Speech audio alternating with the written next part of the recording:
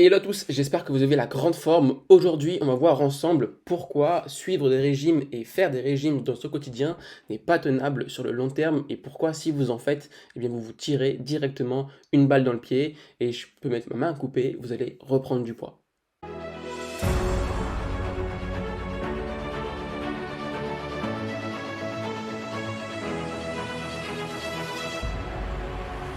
L'objectif de cette vidéo, c'est de vous montrer que les régimes, c'est pas adéquat si vous êtes dans une démarche de longévité et justement comment y remédier et comprendre pourquoi est-ce que les régimes impactent négativement notre santé de manière globale. Alors, avant de comprendre comment est-ce que les régimes fonctionnent, dites-vous qu'aujourd'hui, la base, c'est de comprendre comment est-ce que votre corps va fonctionner. C'est ce qu'on appelle ici donc la loi de la thermodynamique ou du moins la balance énergétique. Donc la balance énergétique, ce sont vos dépenses et vos apports. Si vous dépensez 2000 kilocalories et vous apportez, donc vous mangez 2000 kilocalories, eh bien la balance est nulle. Vous allez vous stabiliser, vous allez trouver un équilibre. Vous êtes ce qu'on appelle dans l'homéostasie. Par contre, à l'inverse, si vous vous dites: «OK, mais moi je veux perdre du poids», du coup, on va devoir casser cet équilibre-là, casser cette homéostasie et par conséquent, on va créer ce qu'on appelle un déficit calorique. Donc si on veut chercher à perdre du poids ou même si on veut prendre de la masse musculaire, peu importe, on va créer un déficit. Ce déficit, il peut être fait de plusieurs manières, ce ne sera pas le sujet de cette vidéo, peut-être que je pourrais en faire un autre, mais en gros, on va avoir des dépenses qui vont être supérieures à nos apports. Donc ici, j'en sais rien, on va peut-être dépenser toujours nos 2000 calories, mais à l'inverse, on va apporter 1700 kilocalories. Et donc, derrière, on va créer un écart de moins 300, on va créer un déséquilibre, et là, on va pouvoir perdre du poids. Le corps humain va devoir puiser dans ses réserves pour pouvoir maintenir son homéostasie. Donc, le corps humain va devoir puiser dans ses réserves de graisse, donc dans ses réserves de triglycérides, pour pouvoir maintenir notre équilibre et maintenir notre homéostasie.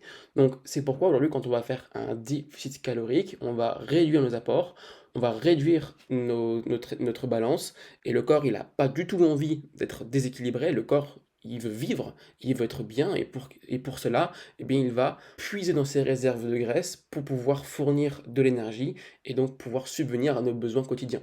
Et c'est comme ça concrètement qu'on perd du poids via et en créant un déficit calorique pour que le corps puisse prendre dans nos réserves de graisse. Et là, vous vous dites: «OK, en fait, c'est cool, si je fais un régime, du coup, je vais pouvoir perdre du poids et donc créer un déficit calorique assez aisément». Le problème, c'est quoi? C'est que, estimons que vous êtes ici dans l'étape numéro 1.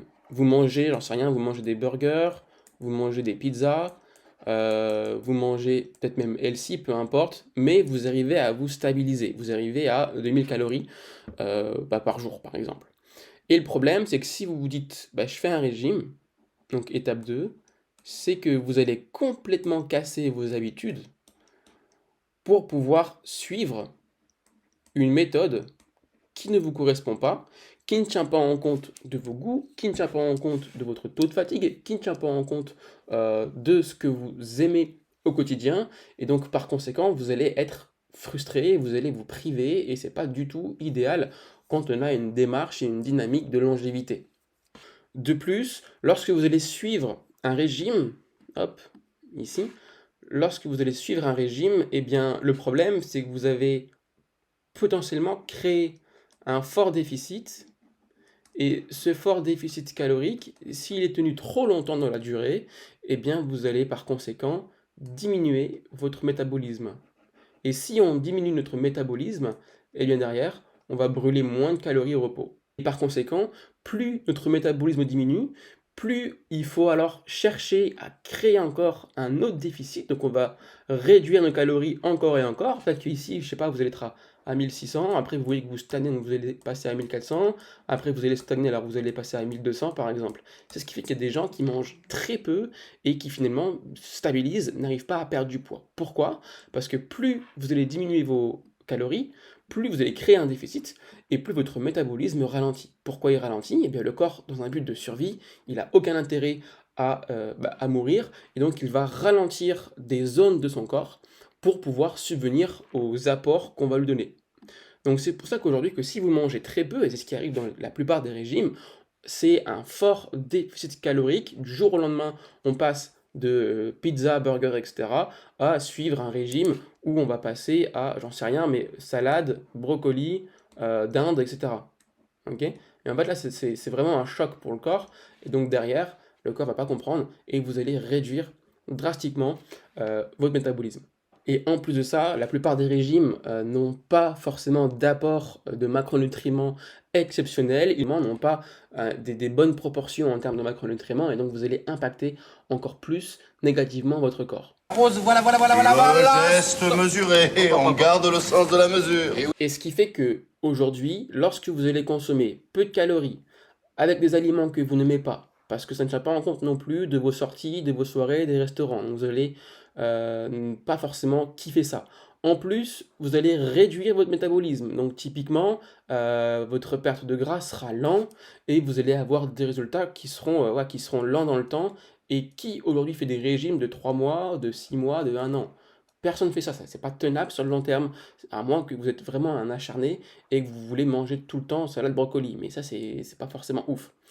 En plus de ça, comme on n'est pas un robot et comme on ne vit pas non plus dans une grotte, et bien en fait, comme on va réduire drastiquement nos calories, et bien on va être quoi? On va être frustré, on va se priver de nos aliments fétiches, ce qui va amener à, lorsqu'on va arrêter notre régime, ce qui va amener à des compulsions alimentaires, on va littéralement péter un câble, on sera même limite incontrôlable et on va bouffer tout le placard, et ce qui va entrer dans des phases de boulimie ou dans des phases d'hyperphagie.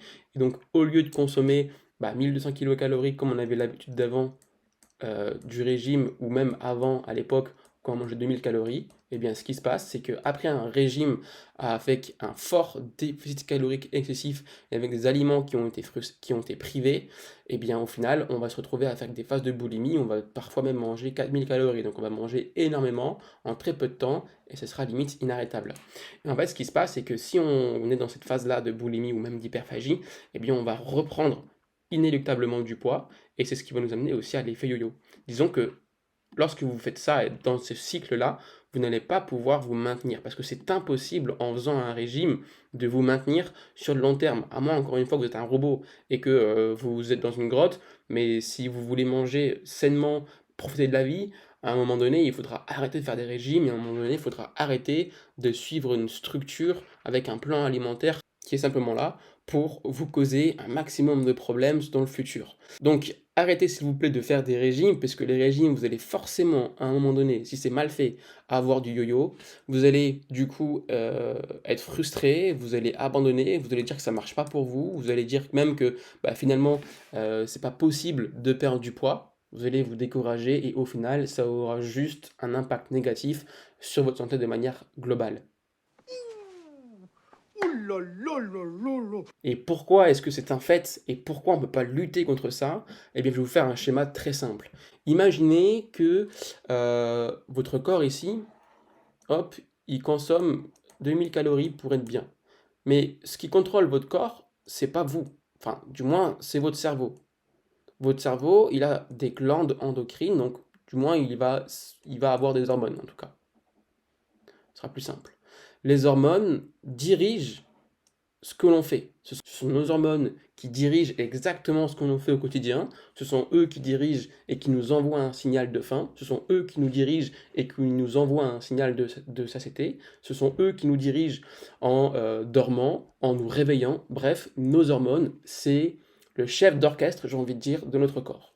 Et donc, si aujourd'hui, on n'est pas à 2000 calories, donc on va créer un déficit, eh bien le corps, il va être stressé. Nos hormones vont être complètement déréglées. Ils vont pas être bien, ils vont être déréglés. Et donc, de ce fait, pour pouvoir retrouver un équilibre et pour pouvoir retrouver des hormones stables, à la fin de votre perte de gras ou à la fin de votre régime, eh bien, vous allez surconsommer pour réparer les dégâts qui ont été causés au préalable par le régime. Et donc, voilà pourquoi aujourd'hui, en fait, vous ne pouvez pas lutter contre des phases de boulimie si c'était mal fait. Vous ne pouvez pas lutter contre les compulsions alimentaires parce que ce qui vous dirige, au final, c'est pas vous. Ce qui vous dirige, c'est votre cerveau, mais c'est vos hormones en fait. C'est vos hormones qui vous dirigent et qui décident, oui ou non, si vous consommez des calories pour pouvoir subvenir à ce besoin. Parce que croyez-le ou non, mais le corps a toujours raison et votre cerveau a toujours raison. Alors si votre cerveau a faim, vous allez péter un câble, et croyez-moi, c'est du vécu, vous allez péter un câble et vous allez bouffer absolument tout ce qui se trouve dans votre placard. Ça dépasse tout ce que j'ai pu imaginer. Donc voilà pourquoi aujourd'hui faire des régimes n'est pas applicable sur le long terme et mauvais pour votre santé, pour vos hormones, et surtout faire des régimes induit inéluctablement une phase d'effet yo-yo, puisque vous avez été frustré, vous avez été privé, vous ne pouvez pas sortir, aller au restaurant par exemple, parce que vous avez dû suivre un régime strict et un protocole strict. Donc certes, les régimes peuvent être intéressants si vous devez perdre du poids à court terme pour un mariage, pour être au poids, je ne sais pas si vous faites un sport de combat, par exemple de la boxe, certes, ça peut éventuellement être intéressant. Par contre, si vous n'êtes pas dans ce cas-là et si vous voulez maintenir un physique sur le long terme, croyez-moi, faire un régime, c'est littéralement se mettre une balle dans le pied. Alors, là, vous allez me dire, ok, c'est cool, Romain, mais du coup, comment on fait pour perdre du poids sans faire de régime? Eh bien, en fait, c'est simplement en adoptant un mode de vie alimentaire qui vous correspond sur la durée et changer vos habitudes. Parce que si aujourd'hui vous n'avez pas le poids souhaité, c'est simplement que vous avez de mauvaises habitudes alimentaires. Et donc, changez simplement ça et vous allez voir que votre transformation physique va s'opérer d'elle-même. Et ça, ça va passer par la bonne structure et la bonne gestion de ces macronutriments, les bons choix alimentaires, les bons choix aussi de ces micronutriments, et surtout de combler notre estomac pour éviter d'être dans des phases de boulimie ou d'hyperphagie. Tout ça, ça s'apprend, tout ça, ça se maîtrise, et voilà pourquoi aujourd'hui 92% des hommes qui se lancent dans une démarche de perte de gras n'y arriveront jamais, parce qu'ils n'ont pas les bonnes fondations. On arrive maintenant à la fin de cette vidéo, en tout cas j'espère que cette vidéo vous aura plu et que ça vous aura été utile et que désormais, vous allez arrêter de faire des régimes à tout va et que vous allez vous former sur des compétences utiles pour vous permettre d'avoir un physique sur le long terme dans 5, 10, 15, 20 ans. En tout cas, si jamais vous voulez savoir comment créer et faire un plan alimentaire à votre image, parce que maintenant le but c'est de créer un plan alimentaire, eh bien je vous ai créé une petite vidéo juste ici que vous pourrez aller voir où justement j'explique comment créer son propre plan alimentaire sans faire de régime et en respectant votre corps. Donc pour la retrouver, vous cliquez juste ici. En tout cas, n'hésitez pas à vous abonner, ça fait toujours plaisir, ou à mettre un petit pouce bleu ou un commentaire. Et en tout cas, on se retrouve très vite dans la prochaine vidéo. Ciao, ciao.